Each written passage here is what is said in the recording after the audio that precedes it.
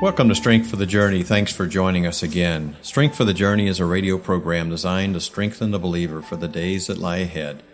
We have a website. It's strength4thejourney.com. This is radio program number 108, if you're listening by radio. Today I have a new friend that recently moved to Panama, and I wanted him to share his testimony of God's miraculous hand upon his life, healing hand, and also just his experience in ministry that I think will be a great encouragement for people. Just seeing that there are opportunities out there that many people never take advantage of, and the opportunity that he took advantage of probably changed his life as much as he changed other people's lives. But Scott Hoeninghaus, thanks for joining us today. Thank you for inviting me. It's a pleasure to be here. I, first of all, just want to give all the praise and glory to the Lord Jesus Christ for what He's done in my life. And I'm a sinner saved by grace. I was 40 years old. I got saved at a Billy Graham crusade, and from then, my journey has just been amazing. And the Lord has done some incredible things. I got involved with some guys at our church back in 1982 in prison ministry, and just kind of kept it going for many years, and moved on to San Antonio, Texas in 2007.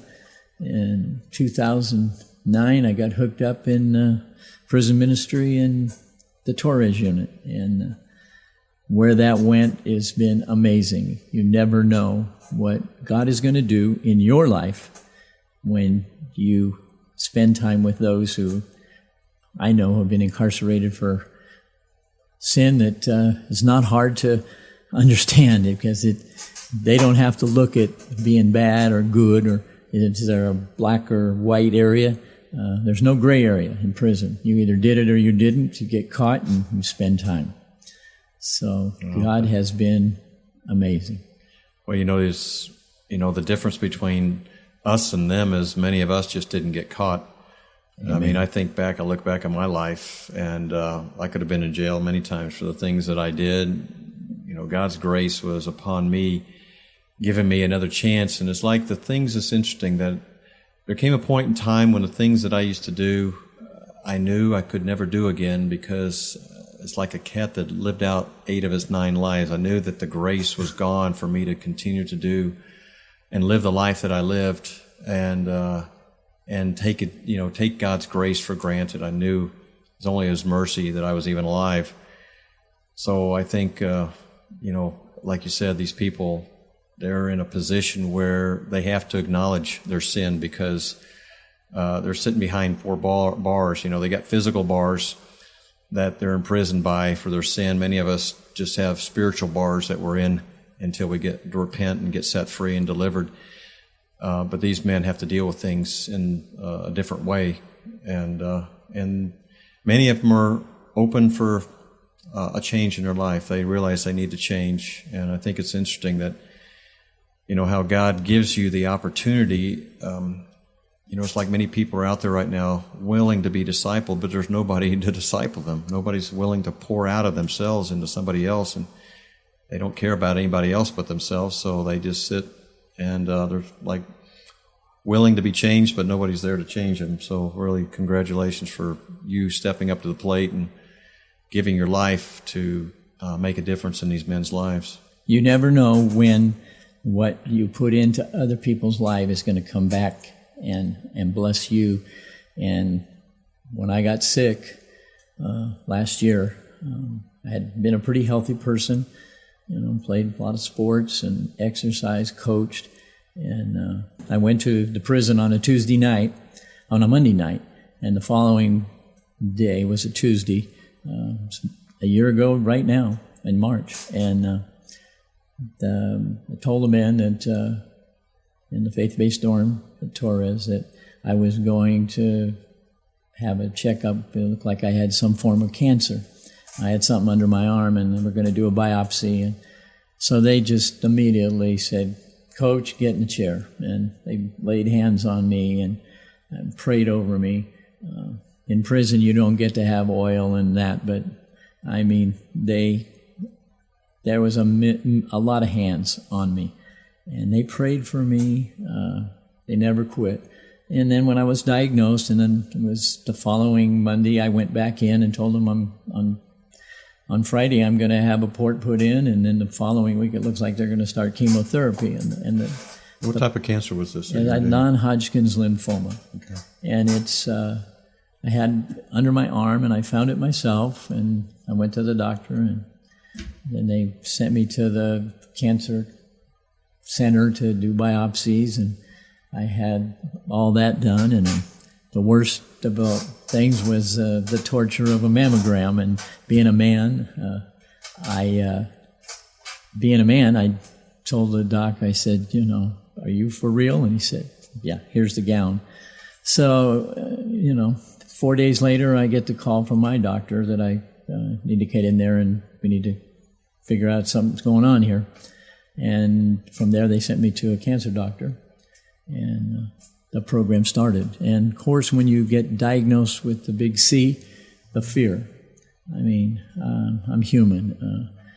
I've been serving the Lord a long time, and you wonder what is going on. And I figured it was just an attack from the devil for what we've been doing.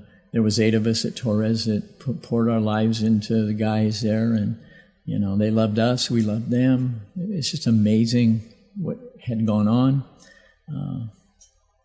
But here you are. And so I started the treatment, and you have the first treatment, and I wasn't really sick, but they said, we don't want you going to prison. We don't want you, you got to kind of isolate yourself now. You can go to work, and, I said, what about going to church? He said, well, just see how you feel. Well, once you start the chemo treatment, it just kind of knocks you pretty good. And I went through the first treatment, and the guys that go in with me that do the ministry, that there was 8 of us, they would call and say, hey, the guys are praying, and how you doing? And I said, well, okay, weak, and chemo's chemo. I mean, it was more than I expected. But down the road, I went to the nurse practitioner, and I said, the lumps in my neck are gone, and one end of my arm seems to be really getting smaller. And so she said, well, that's great. So she said, everything looks good, your blood's still good. So I went home, and the following week I had another treatment. And when I went for that one, by then I had no more lumps. They were all gone. And I, was kind of shocked in my own spirit, and a lot of things go through your head, and but I was pretty weak, and it wasn't but a week later I started getting pretty sick from the chemo, and I ended up with diarrhea for 15 days and going to the cancer center for liquids and IVs to keep me from dehydrating. So finally they had to put me in the hospital on the 15th day, and I was there for a week. They didn't stop it. And I went to another gastrointestinal doctor, and she put me on a bag of liquids, and the things started to stop, and I started feeling better. And wasn't but a week later, 10 days, I decided with my wife, I said, I got to get out of this house. It's been almost a month. And we went to Costco, and at Costco, my arm started to swell up. I was going around in this cart, and we were just buying a few items, and I just wanted to get out of the house. And I started to shake, and I shook. Just shook like it was uncontrollable. And I spiked a fever. So you call the cancer doctor and go to emergency. So I go to emergency and go through that whole program, spend a half a day there, and they stabilized me. And then they wanted me from the emergency hospital. They wanted to take me back to the hospital where I'd been in for 6 days prior to that. So I went back that night in an ambulance to Methodist Hospital, and they put me in a room there in emergency and checked me out. And 3 days later, the cancer doctor came in and said, we're going to have to send you to the radiologist. Something's wrong. So they sent me to radiology on the Friday morning. Been there 4 days, still feeling better and eating, and, my strength was coming around. And I went and had the radiology treatment, and the radiologist says, you got to get rid of this port. Because they put a port in you to do the chemotherapy on your chest, and it was infected. And so it's right then I thought, oh boy, here we go. So on Monday they took it out, and things started to turn around for me. And no lumps. And so after I started feeling better, I went back to the cancer doctor, and he says, it's time for you to have a PET scan here, most likely in a couple of weeks, to see where you are. And he said, I really don't know what to do. You need more chemotherapy, and you need another bone marrow test. And the bone marrow test is the number one most painful. And then the mammogram was the second. And, when I finally went back to prison 3 months later, after I was pretty much back to my normal, and they said I could start going back to prison. First time I told the guys, I said, I gave them my testimony, and, they don't know what to do with me because, the lumps are gone. They don't know what's going on.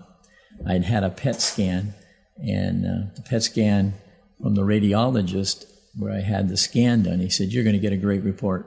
They checked me from my top of my head to my ankles, and he said, you're clean, you look great. But I go back to the doctor, and he wants to do more chemo and another bone marrow. Well, I was getting ready to go to Panama for we're going on vacation. We wanted to check it out just to find out.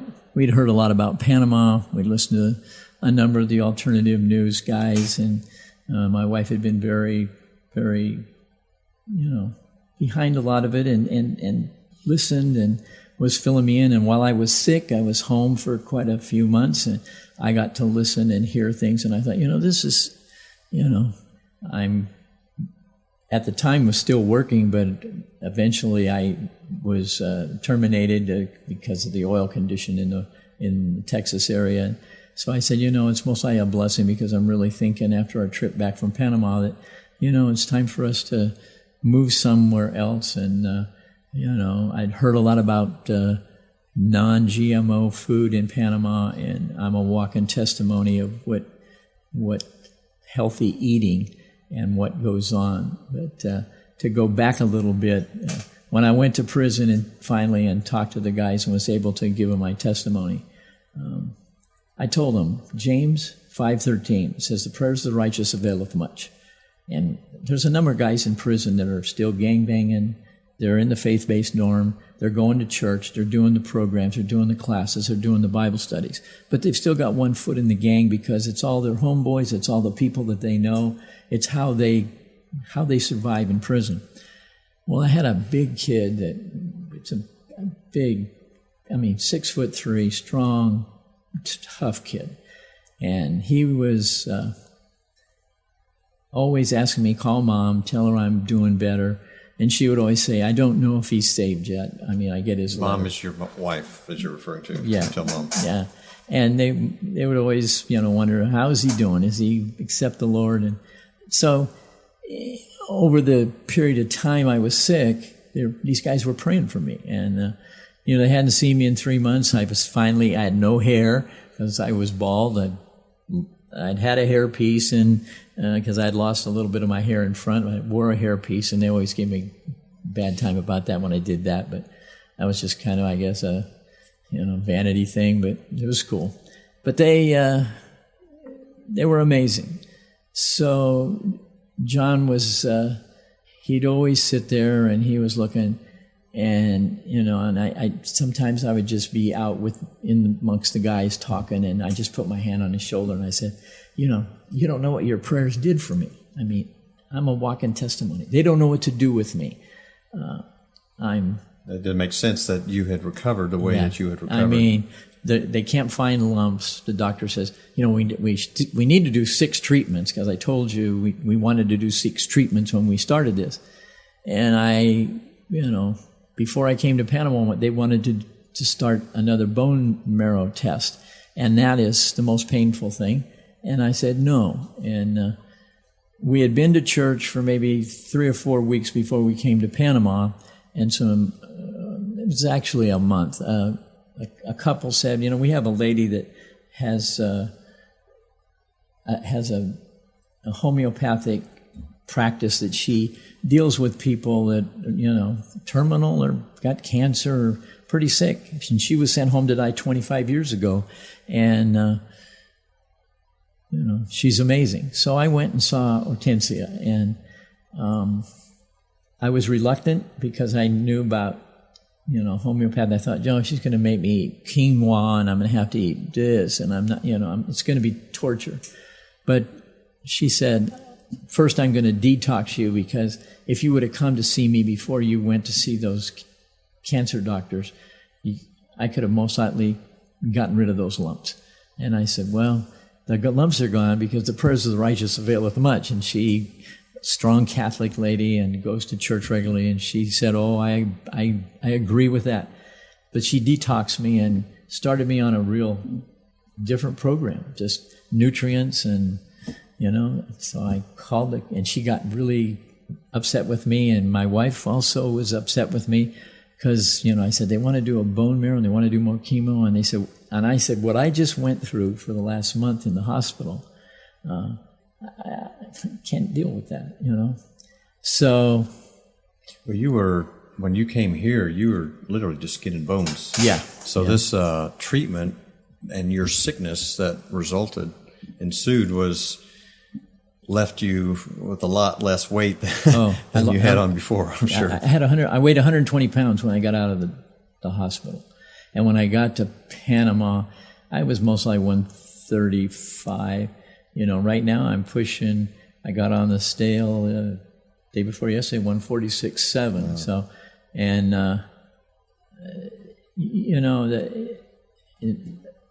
the pastors of our church, the elders, some very close friends.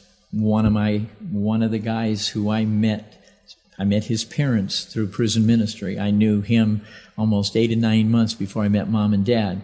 Well, Mom and Dad are here in Panama right now. They're doing mission work. They turned their lives over to the Lord. It's been a miracle to see what God has done in their lives, where they were. The wife had a couple of, she tried to take her life, and I've known them for the last 5 years, and where they came from, and to be here. And when they saw me at the airport, the guys in prison call me Coach, and he said, Coach, I saw you. I said, I couldn't believe what you look like. I went to the doctor in Panama, in David, because to get your retirement visa and a driver's license and being 74, I had to have a physical. And Dr. Rodriguez is just an amazing guy. We see him at Boquete at times. He's a jogger. He was a doctor in the States, but he came back to Panama because it's just where he wants to practice. And I had all these medicines about a month and a half, 2 months ago, and I said, I've been taking these for years, and I'm running out. So he's looking at them, and he says to me, what are you taking these for? And I said, well, because in the States, he said, that's the state, you don't. So he said, why don't you just cut it out? And then I'd stopped a few from Hortensia. She said, just quit. You don't need that. It's not doing you any good. So I am on some nutrients.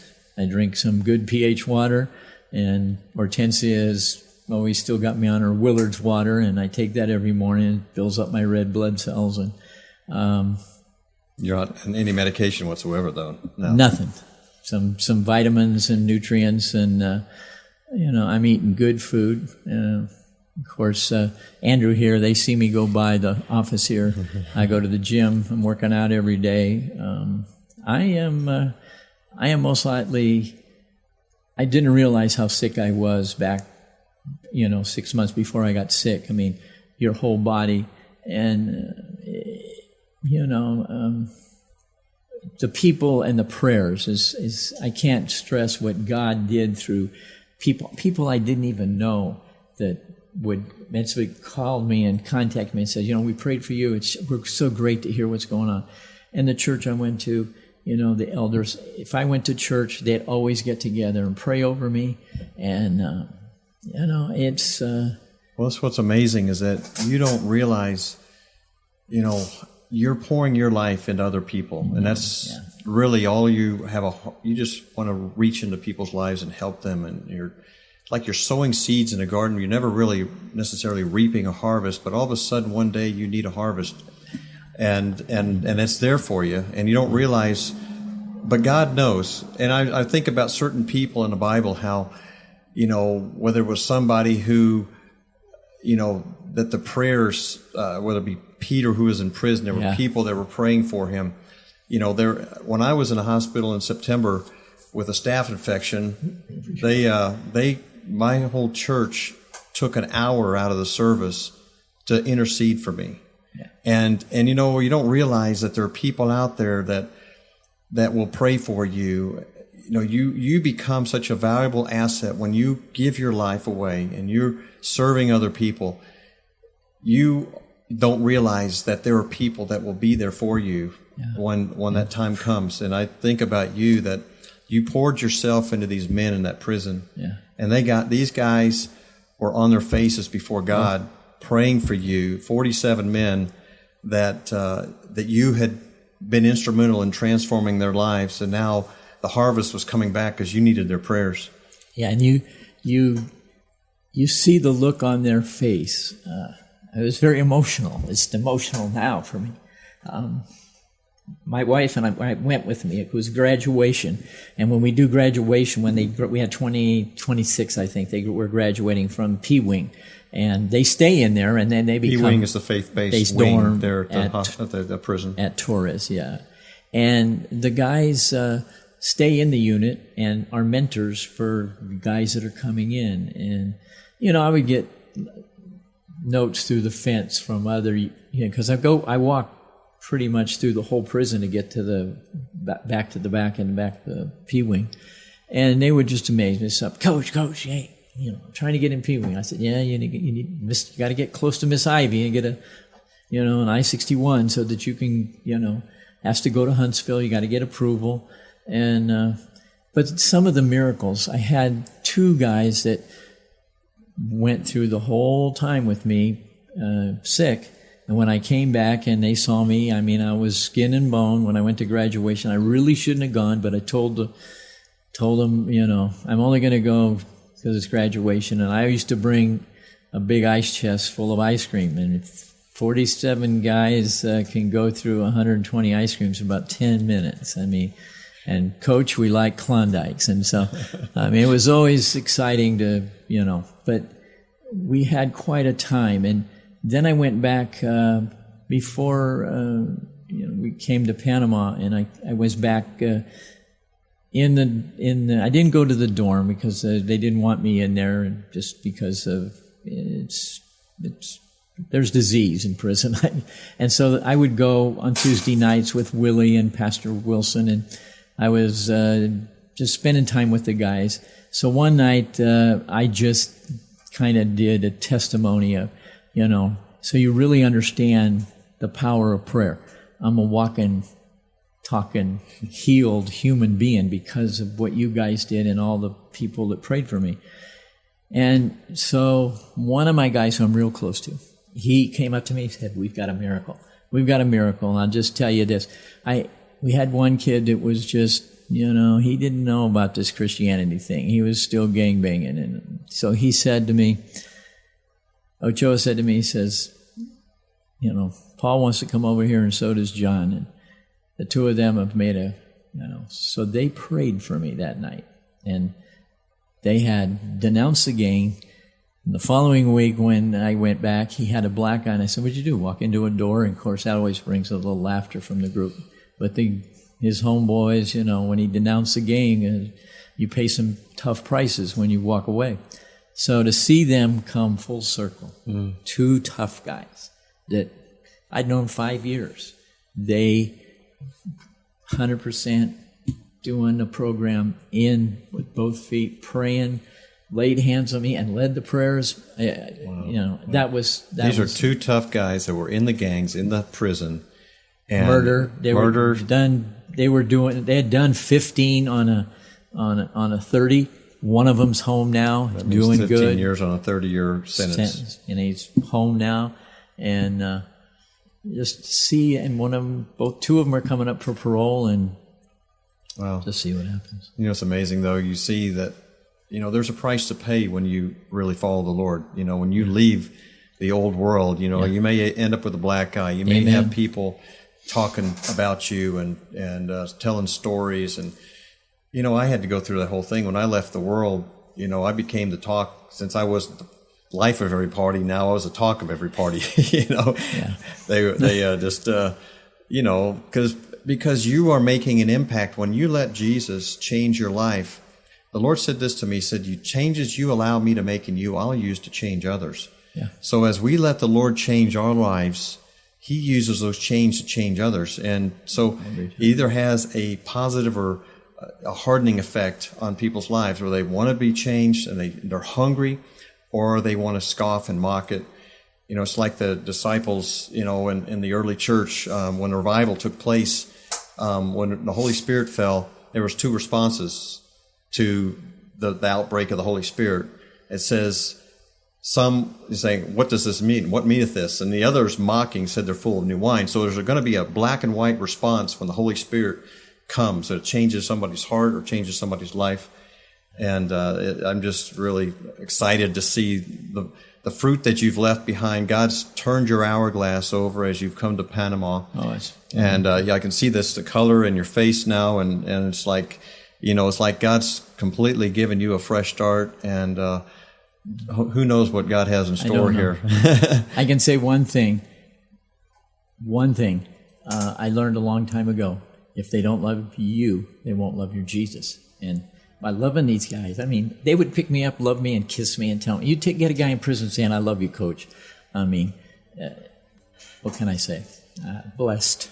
Well, this is the world is looking, so the world will know that you are mine by your love that you have one for another. And Amen. This is the testimony God is looking for in all of us, is that we love each other, that we love the unlovely. Yeah. And see, they don't get that love that's why they're in the gangs. That's why they're doing all this stuff, because they're looking for love, but they're not getting the real love. And so we as believers have the real love, and we just have to get out there and give it. Scott, thank you so much. Thank you. It's been a blessing. Well, you are a blessing, and I can't wait to see what God's going to do. You. All right. Well, thank you again for joining us on Strength for the Journey. Again, our website is strength4thejourney.com, and we'll see you next time.